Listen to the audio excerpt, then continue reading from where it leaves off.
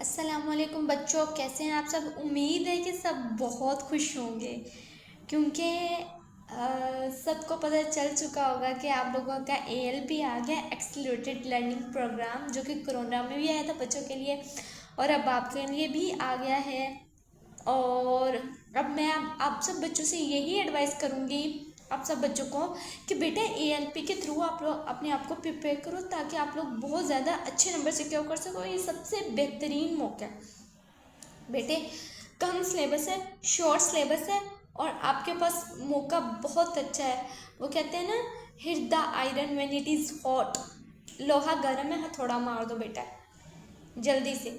बहुत आप लोगों के लिए गवर्नमेंट ने बहुत ज़्यादा आसानी आप लोगों के लिए पैदा कर दी है, तो लिहाजा बच्चों आप अपनी इस मौके से भरपूर अपना फ़ायदा उठाओ और सबको शॉक कर दो। ठीक है, अब आज हम अपना ये जो हमारे जो टॉपिक है वो हम अपना आज नया टॉपिक पढ़ेंगे, process of gaseous exchange.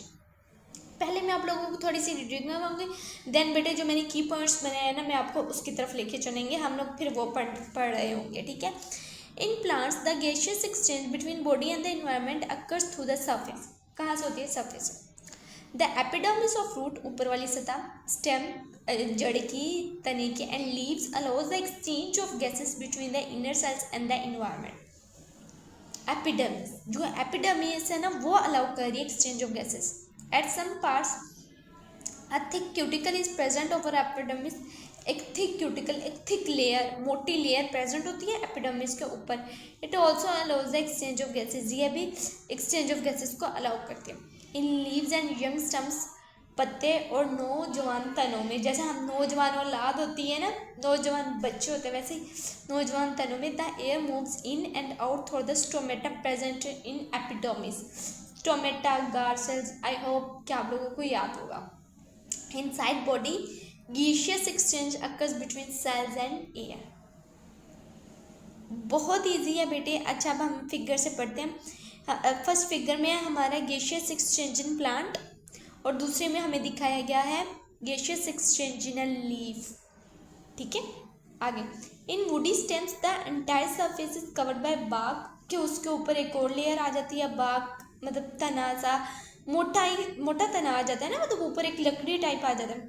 Gaseous exchange can not occur through bark. ठीक है, the bark contains special pores called lenticels which allow the gaseous exchange with the environment.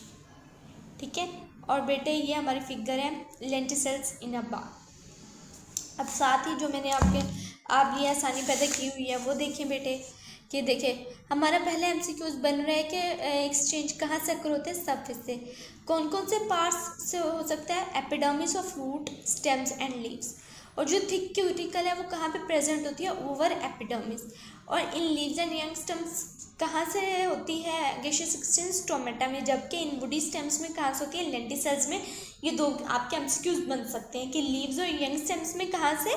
Stomata से गैसियस एक्सचेंज अकर होता है, जबकि वुडी स्टेम्स में कहाँ से होता है? लेंटिसेल से।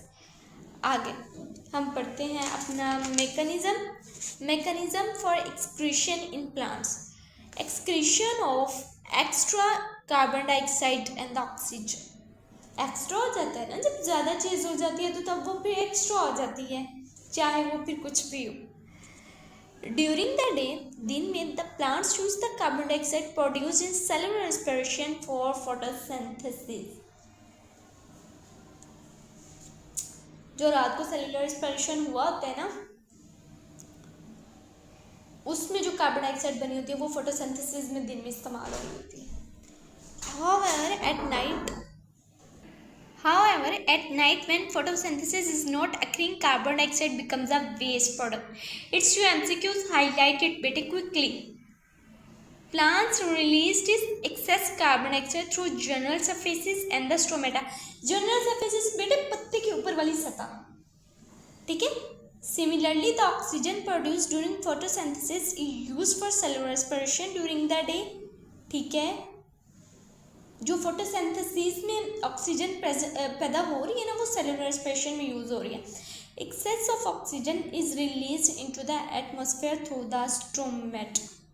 एक्सेस ऑक्सीजन कहाँ रिलीज की जाती है? किसके जरिए? स्टोमेटा के जरिए।